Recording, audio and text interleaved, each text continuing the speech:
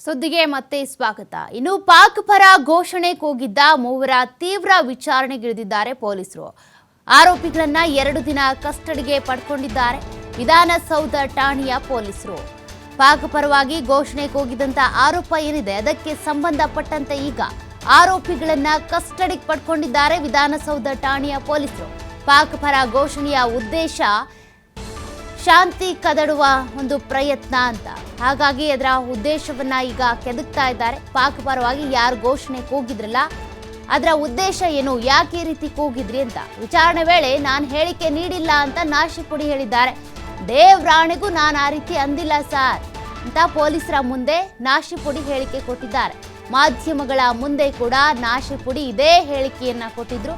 ಈಗ ಪೊಲೀಸರ ವಿಚಾರಣೆಯ ಸಂದರ್ಭದಲ್ಲೂ ಅದನ್ನೇ ಹೇಳ್ತಿದ್ದಾರೆ. ಆದ್ರೆ FSL ಪ್ರಾಥಮಿಕ ವರದಿ ಏನ್ ಹೇಳ್ತಾ ಇದೆ, ಕೂಗಿರೋದು ದೃಢ ಅಂತ ಹೇಳ್ತಾ ಇದೆ. ಅರೆಸ್ಟ್ಗೂ ಮುಂಚೆ ಮೂವರನ್ನ ವಶಕ್ಕೆ ಪಡೆದು ಸ್ಯಾಂಪಲ್ಗೆ ಕಳಿಸಿದ್ರು ಆ ವಾಯ್ಸ್ಗಳನ್ನ. ಆದ್ರೆ FSL ವರದಿಯಲ್ಲಿ ಈಗ ಕೂಗಿರೋದು ಖಚಿತ ಎನ್ನಲಾಗ್ತಾ ಇದೆ. FSL ತನಿಖೆ ವೇಳೆ ಆಡಿಯೋದಲ್ಲಿರುವಂತ ವಾಯ್ಸ್ ಮ್ಯಾಚ್ ಆಗ್ತಾ ಇದೆ. ಮೂವರ ಒಂದು ವಾಯ್ಸ್ ಸ್ಯಾಂಪಲ್ಸ್ ಏನಿದೆ ಅವು ಮ್ಯಾಚ್ ಆಗ್ತಾ ಇದ್ದಾವೆ. ಹೀಗಾಗಿ ಮೂವರನ್ನು ಕೂಡ ಬಂಧಿಸಿ ಈಗ ಕಸ್ಟಡಿಗೆ ಪಡ್ಕೊಂಡಿದ್ದಾರೆ ಪೊಲೀಸರು.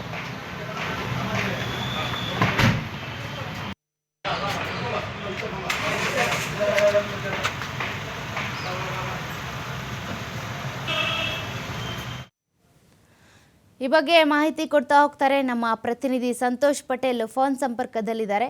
ಸಂತೋಷ್ ಪಟೇಲ್, ಈಗ ಈ FSL ವರದಿ ಬರ್ಲಿ ಅಂತ ಎಲ್ಲರೂ ಕೂಡ ಹೇಳ್ತಾ ಇದ್ರು. ಮತ್ತೊಂದು ಕಡೆ ಕೇಸರಿ ಪಡೆ ಏನಿದೆ ಖಾಸಗಿ ವರದಿಯನ್ನ ಇಟ್ಕೊಂಡು ಕೂಡ ಪಾಕ್ ಪರ ಘೋಷಣೆ ಕೂಗಿರೋದು ಖಚಿತ ಅಂತ ಮುಗಿಬಿದ್ದಿದ್ರು. ಆದ್ರೀಗ FSL ವರದಿ ಏನಿದೆ ಒಂದಷ್ಟು ಮಾಹಿತಿಯನ್ನ ಕೊಟ್ಟಿದೆ, ಪಾಕ್ ಪರ ಘೋಷಣೆ ಕೂಗಿರೋದು ಖಚಿತ ಅಂತ ಹೇಳ್ತಿದ್ದಾರೆ.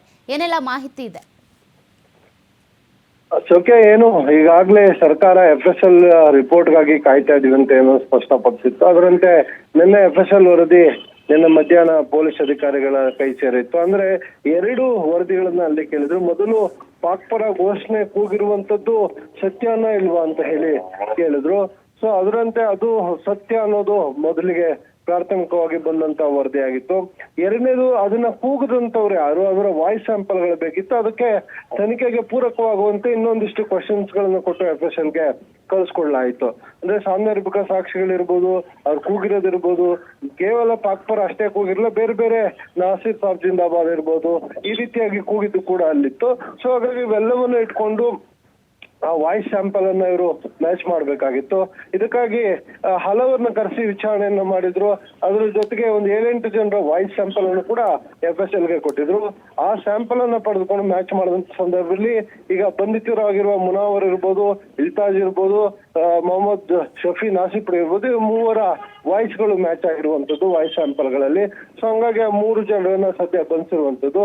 ಇದು ಒಂದು ಕಡೆ ಆರೋಪಿಗಳ ಬಂಧನದ ಪ್ರಕ್ರಿಯೆ. ಆದ್ರೆ ಮತ್ತೊಂದು ಕಡೆ ಏನು, ಸರ್ಕಾರಕ್ಕೆ ಬಹಳ ದೊಡ್ಡ ಮಟ್ಟದ ಇದು ಮುಖಭಂಗ ಅಂತ ಹೇಳ್ಬೇಕಾಗುತ್ತೆ. ಯಾಕಂತ ಹೇಳಿದ್ರೆ ಇನ್ನು ಪ್ರಕರಣದ ತನಿಖೆನೇ ಆಗಿಲ್ಲ, ಅದು ಇನ್ನೂ ಸರಿಯಾದ ರೀತಿಯಲ್ಲಿ ಒಂದು ಹಂತಕ್ಕೂ ಬಂದಿರಲಿಲ್ಲ, ತನಿಖಾ ಹಂತಕ್ಕೆ.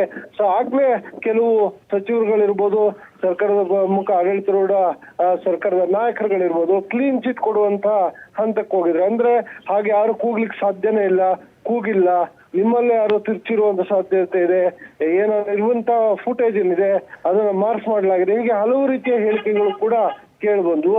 ಅದ್ರ ಜೊತೆಗೆ ನಾವು ಅದನ್ನ FSL ಕಳಿಸ್ತೀವಿ, ವರದಿ ಬಂದ ಮೇಲೆ ಎಂತವರೇ ಆಗಿದ್ರು ಅವರ ವಿರುದ್ಧ ಕಠಿಣ ಕ್ರಮವನ್ನು ಕೈಗೊಳ್ತೀವಿ ಅಂತ ಹೇಳಿದ್ರು. ಇದೀಗ FSL ವರದಿ ಬಂದಿತ್ತು. ಸೊ ಇದು ಒಂದು ಕಡೆ, ಇನ್ನೊಂದು ಕಡೆ ಕೇಸರಿ ಪಡೆ ಇದನ್ನ ಸಾಕಷ್ಟು ಕಠಿಣವಾಗಿ ವಿರೋಧವನ್ನು ಮಾಡಿತ್ತು. ಸೊ ಸರ್ಕಾರದ ವಿರುದ್ಧ ಹರಿಹಾಯ್ದಿತ್ತು. ಸೊ ಇಂತಹ ಪ್ರಕರಣಗಳಲ್ಲಾದ್ರೂ ನೀವು ಪಾರದರ್ಶಕವಾಗಿ ತನಿಖೆಯನ್ನ ಮಾಡಿಸಿ, ಇದು ದೇಶದ್ರೋಹದ ಕೆಲಸ, ಅಂತವ್ರನ್ನ ಬಂಧನವನ್ನು ಮಾಡಬೇಕು, ನೀವು ಇಲ್ಲೂ ಕೂಡ ರಾಜಕೀಯ ಮಾಡಬೇಡಿ, ರಾಜಕೀಯ ಲಾಭವನ್ನು ಪಡ್ಕೊಳ್ಳಿಕ್ಕೆ ಕಾಂಗ್ರೆಸ್ ಮಾಡಬಾರ್ದು ಅಂತ ಹೇಳಿ ಆರೋಪಗಳನ್ನ ಮಾಡಿತ್ತು. ಸೊ ಅದರಂತೆ ಈಗ ಒಂದು ಖಾಸಗಿ ವರದಿ ಕೂಡ FSL ವರದಿ, FSL ತಜ್ಞ ಆಗಿರುವಂತ ಫಣೀಂದ್ರ ಅವರು ಬಿಡುಗಡೆಯನ್ನ ಮಾಡಿದ್ರು. ಸೊ ಅದರಲ್ಲೂ ಕೂಡ ಪಾಕ್ ಪರ ಘೋಷಣೆ ಹೋಗಿರುವಂತದ್ದು ಸಾಬೀತಾಗಿತ್ತು.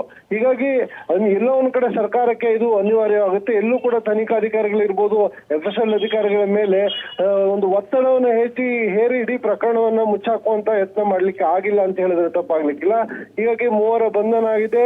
ಇನ್ನ 3 ವಶಕ್ಕೆ ಪಡೆದಿರುವಂತ ಪೊಲೀಸರು ಅವರನ್ನ ವಿಚಾರಣೆಯನ್ನ ಮಾಡ್ತಾ ಇರುವಂತದ್ದು, ತೀವ್ರವಾಗಿ ವಿಚಾರಣೆಗೆ ಒಳಪಡಿಸ್ತಾ ಇದ್ದಾರೆ.